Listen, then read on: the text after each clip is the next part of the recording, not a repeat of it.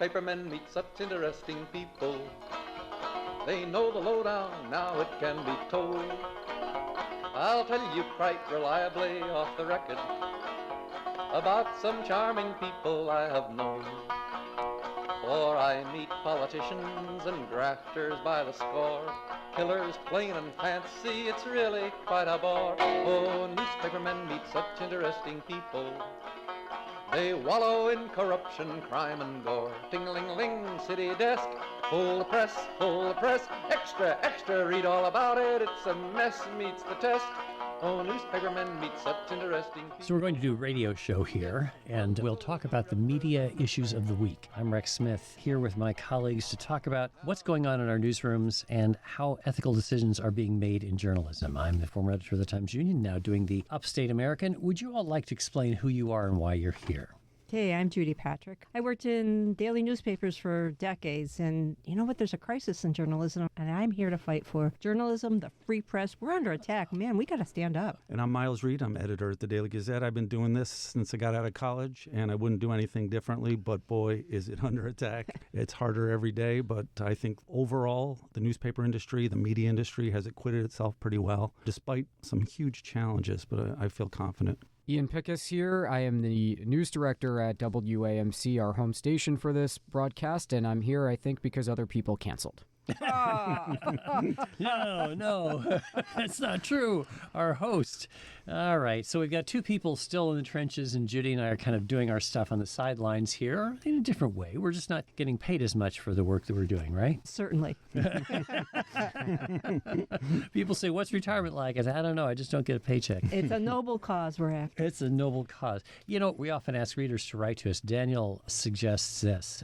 I'm listening to you discussing AI and how it affects news reporting, he writes. And here's what Daniel says. There's an opportunity here for news media to retake some ground by offering verified reporting. Attribution to a known reporter becomes verification. Getting the scoop to go to press first might be obsolete. Do you think that's right? Do you think that attribution to a known reporter actually aids in verification? People believe it? I mean, that's what we're banking on at a small, locally owned chain, is that our readers will come to us because they do know the reporters, they recognize them, they're regular attendees at meetings, they're at events, and they're out in the community, they're on social media a little bit. Because, you know, our readers, and I know that myself and I'm sure everybody in this room, we see these things come across on Facebook feeds and various stories about celebrities and sports, and it's clearly generated by AI. It's hard to read it. It's becoming more ubiquitous, but I'm hoping that that just drives people more to the local journalists that they know are actually going to be credible and somebody they can trust. In this station, people really have a relationship with the voices and now increasingly the faces to our detriment. But I think that, you know, it's a very personal thing having some earbuds in your ear and someone talking to you.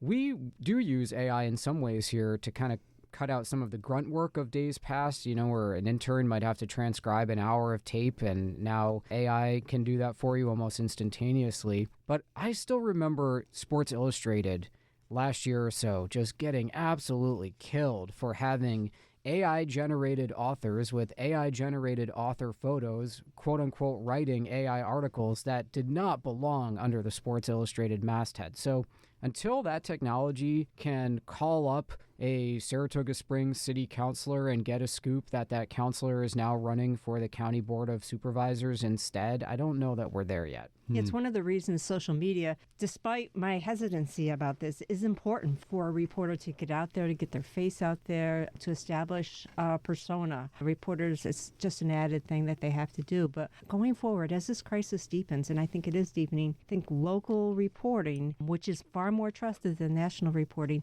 can be the savior for us.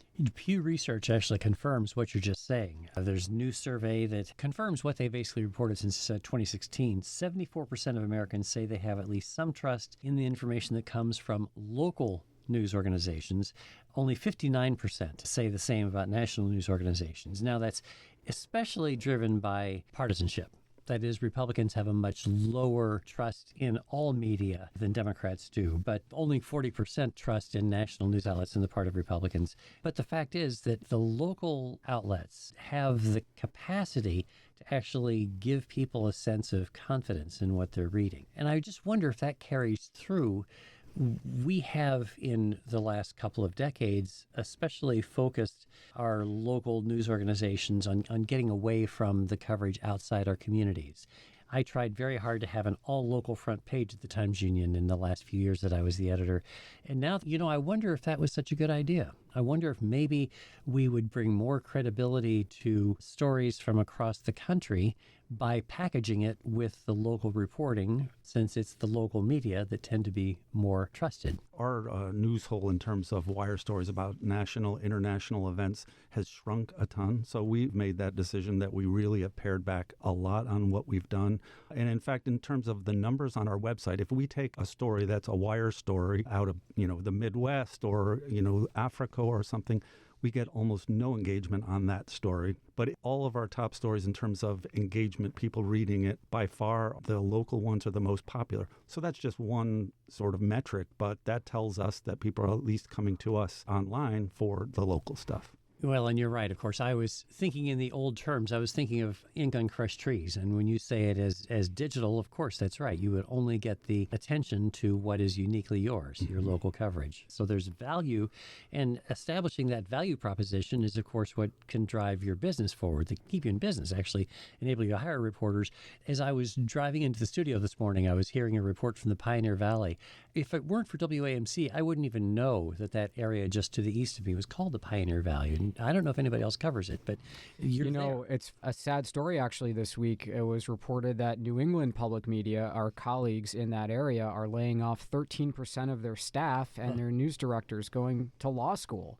So it is tough times, and you're right, as far as like a day-to-day Springfield, cops and courts and City Hall and all that stuff, it's less and less. One of our former colleagues at the Gazette, Judy, and I worked with her, left our paper and went over to a newspaper in that area and eventually left because they just almost decimated their workforce. And this is a good 5 years ago. But, that whole area, Massachusetts has really been hit hard. Western Massachusetts is even worse than Eastern Massachusetts. It will become much harder for public media, I'm sure.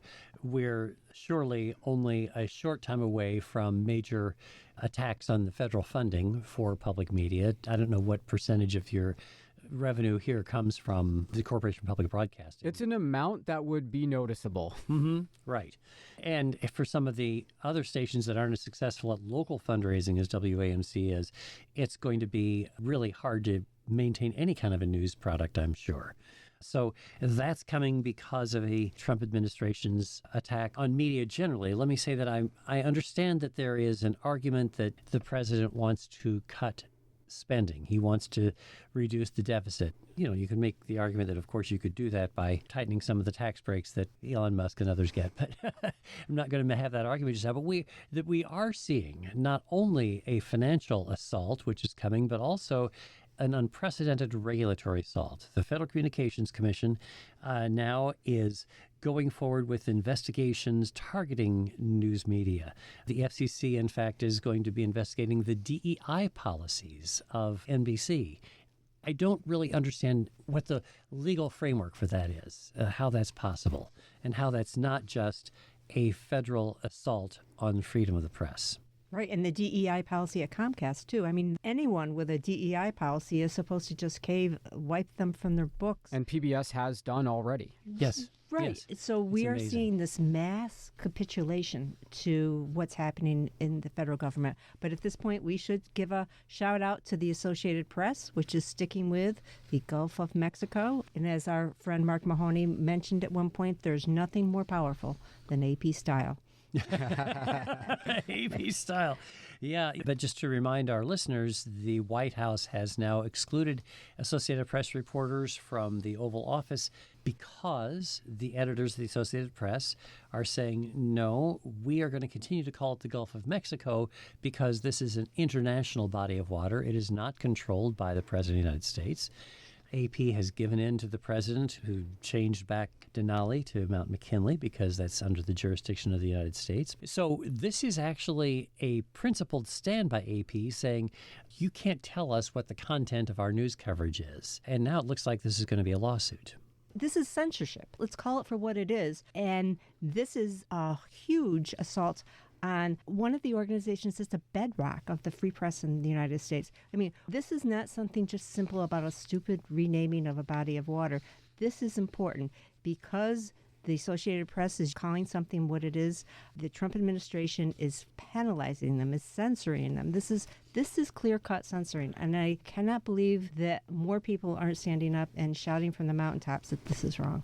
I agree with Judy 100%. And I think I've come on this show, even as recently as 2 or 3 weeks ago, saying I'm going to take a wait-and-see attitude about the Trump administration. I'm not overly concerned, but I am now hugely concerned with the effort. A few weeks ago, we all learned about the Department of Defense removing some top news agencies, their space that they'd had for decades in their press room, which we all know that's just been a given for all kinds of administrations, that journalists, especially from the agencies that, or the news agencies that show up regularly, that they can get a spot, whether it's at the New York State Capitol or whatever. So that, coupled with this latest thing in terms of who's allowed to cover and be in the White House press briefings, that is a step too far. My only hope is that our reaction in the media is to actually double down and just continue to do really deep reporting, find sources, find ways to do it, if not with the official line that happens there, to still dig away. Because we've all worked with journalists and done work that sometimes you need to go around and you need to find a source.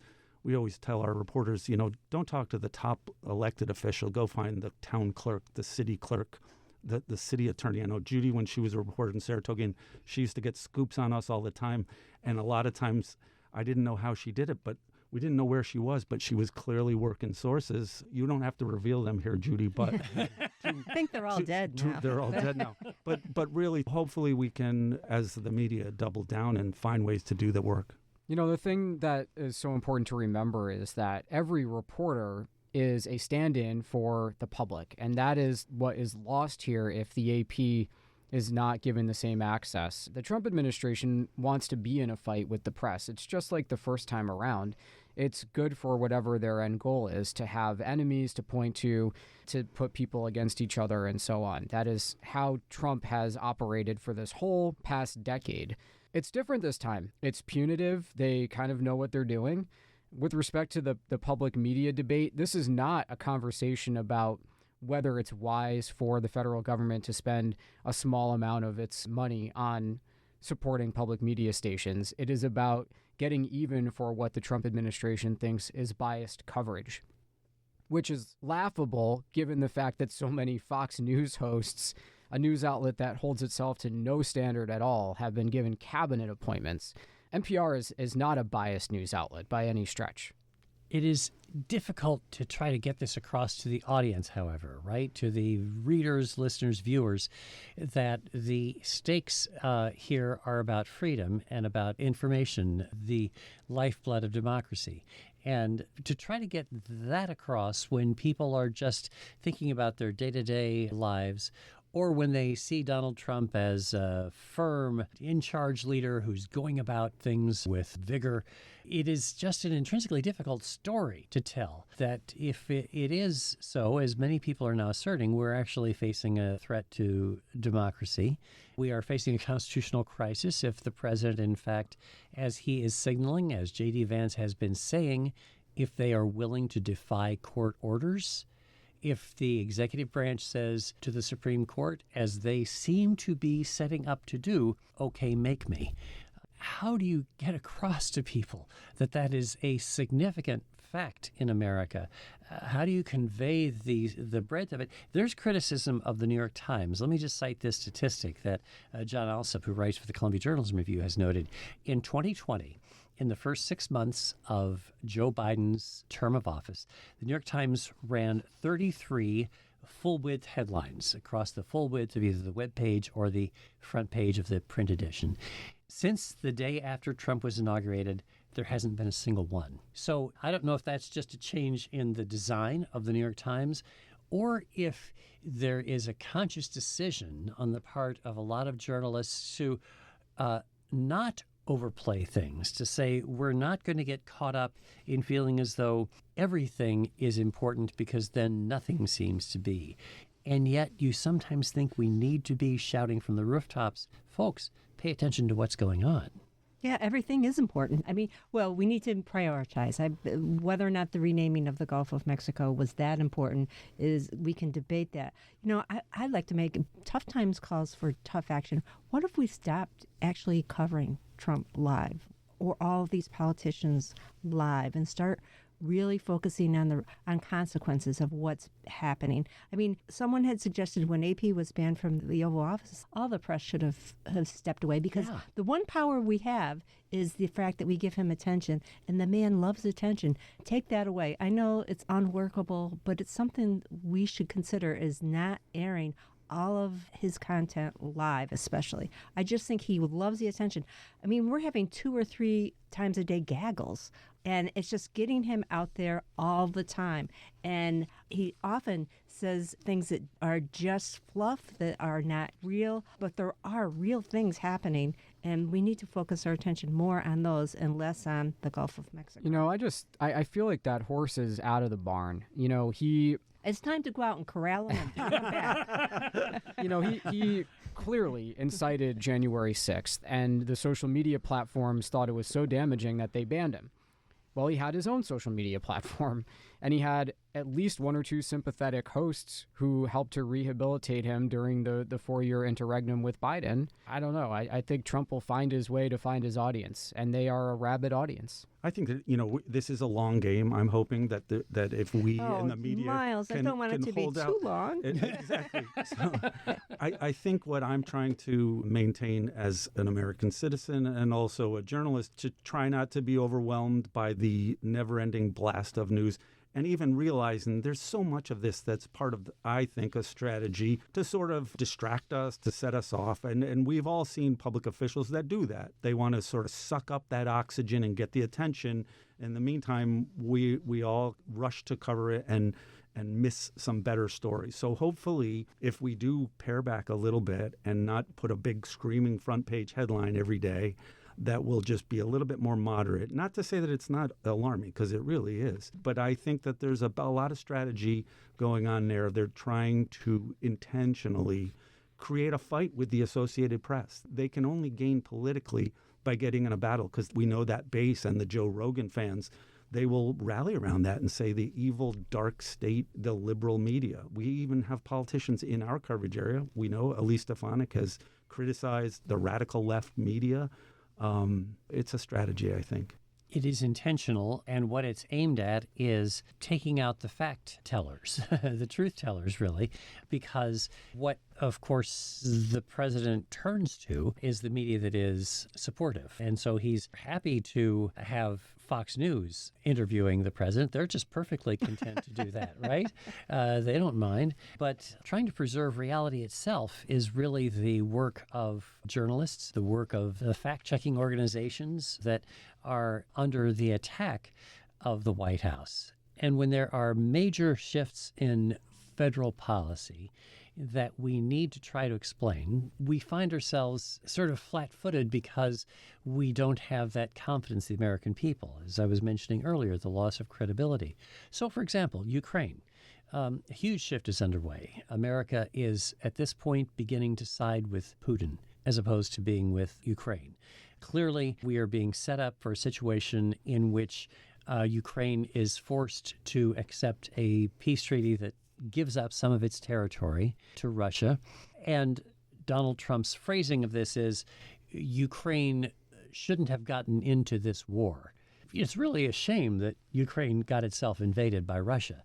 And yet, how do you explain the consequences of this to people? How do you get across to American people that this is an unfactual presentation by the president, and that the consequences are a loss of security in Western Europe for our allies there?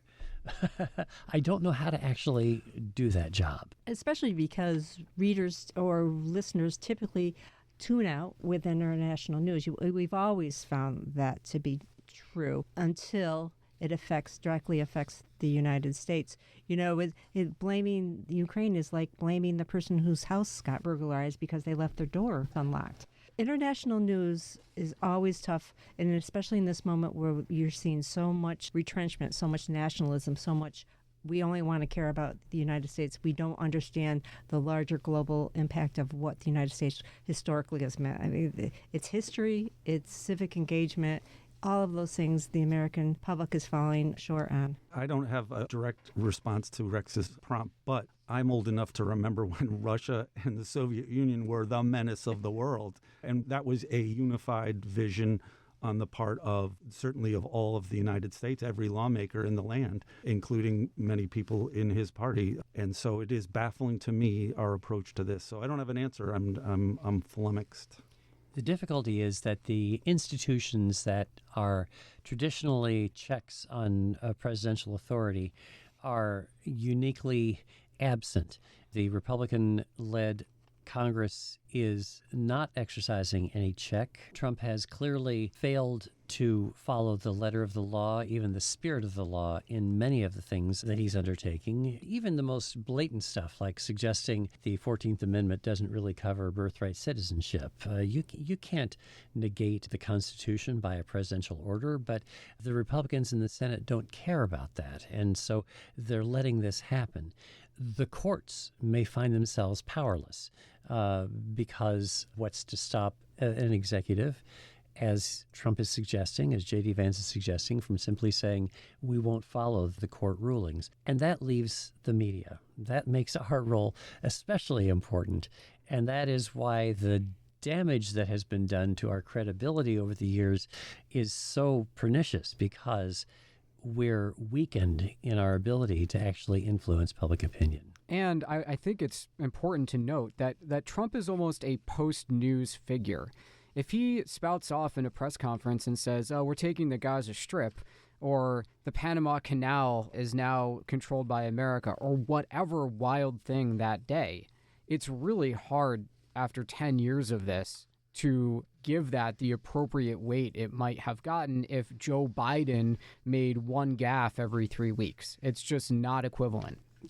And again, I think local reporters, local news organizations may be the saving grace here as we cover the consequences of federal actions in our backyards and see what happens. Now, it's harder to do on international stories, certainly, but there are plenty of Ukrainian descendants who live in our neck of the woods who would be willing to talk about this. And also, let's start talking to history professors. Let's start getting that kind of information out on a more regular basis, and not just, again, bury our heads in the sand when it comes to our role in the global world. For our listeners, if you want to have some comments on this, media@wamc.org. We're happy to have your thoughts, and we're grateful. This whole conversation began with a listener, Daniel, sending us his thoughts about AI, and we've kind of drifted off from there. Before we leave today, we have only a few minutes left. We need to talk about momentous events in the history of the media. We are currently viewing the 50th anniversary of that great American institution, Saturday Night Live. No, it's not journalism, folks, but it is a mode of truth-telling, and the 100th anniversary of The New Yorker, which is very much a home for some of the greatest journalism of our time, right? That's right. And on Saturday Night Live, we just recently learned in some reporting for a new biography of Lorne Michaels, the founding executive producer of the show, who's still there to this day, that there was a lot more backlash than was ever known to having candidate Trump host the show in 2015. And I think as we've been having this high-minded discussion today, we might forget that for the average news consumer, an SNL impression carries just as much weight as a 20,000-word New Yorker report into the deep inner workings of some government agency. Absolutely so. Satire can really help people understand what's going on. You know, it's not an accident that Vladimir Zelensky, before he became the president of Ukraine, was a comedian. He was a great satirist and was able to communicate with the audience. You think of the impact that Jon Stewart has, for example, and people say that his reports are closer to truth than fact-based stuff, I guess. And Saturday Night Live has this. It can lance the pomposity of some people and can sort of help us to see truth. It's a wonderful medium. And it's had such staying power. 50 years is remarkable, as is 100 years for the New Yorker. I remember when candidate Trump, this past cycle, was very critical of Saturday Night Live for allowing Kamala Harris on one of their episodes. I think he did threaten an FCC inquiry. We got to get used to that. But I agree, especially among a younger audience, comedy can be a powerful medium to make important points. And it holds their attention for a length of time that a dry recitation of the day's news does not. And I think it's had a comeback in recent years. I think SNL certainly has had its ups and downs. I know my kids are all in their 20s. They actually pay attention to Saturday Night Live now, and I don't think that they did when they were a little younger. And I don't think a lot of young people who I've worked with do, but I think they're more relevant again. And I think it's because if we look at time, certainly the 80s and, during the Cold War, during the Anita Hill hearings, I have looked at Saturday Night Live as sort of a social commentary, sort of a little bit of a perspective and part of the historical record, because they almost always have something to say about whatever is the hot topic of the time. As we try to here, folks, and all we have time for in this particular program today, Ian Pickus is here, and Miles Reed, and Judy Patrick, and I'm Rex Smith. We are grateful to our producer, Dave Gastina. But we thank you for joining us this week, and hope you'll come back again next week for The Media Project. Are such interesting people. They used to work like hell just for romance. But finally, the movies notwithstanding, they all got tired of patches on their pants. They organized a union to get a living wage. They joined with other actors upon a living stage now. The Media Project is a national production of WAMC, Northeast Public Radio. This week's projectors include former Times Union editor and current Upstate American Substack columnist Rex Smith, Judy Patrick, Vice President for Editorial Development for the New York Press Association and former editor of the Daily Gazette, WAMC News Director Ian Pickus, and editor and Vice President of the Daily Gazette, Miles Reed. You can listen to The Media Project anytime at WAMCpodcast.org or anywhere you get your podcasts. I'm your producer, David Gastina. Thanks for listening. It's funny, Wall Street never has complained. But publishers have worries, for publishers must go to working folks for readers and to big shots for their dough. Now publishers are such interesting people. It could be prostitution, I don't know. Ting-a-ling-a-ling, circulation, ting-a-ling-a-ling, advertising, get those readers, get that payoff. What a headache, what a mess. Oh, publishers are such interesting people. Let's give 3 cheers for freedom of the press.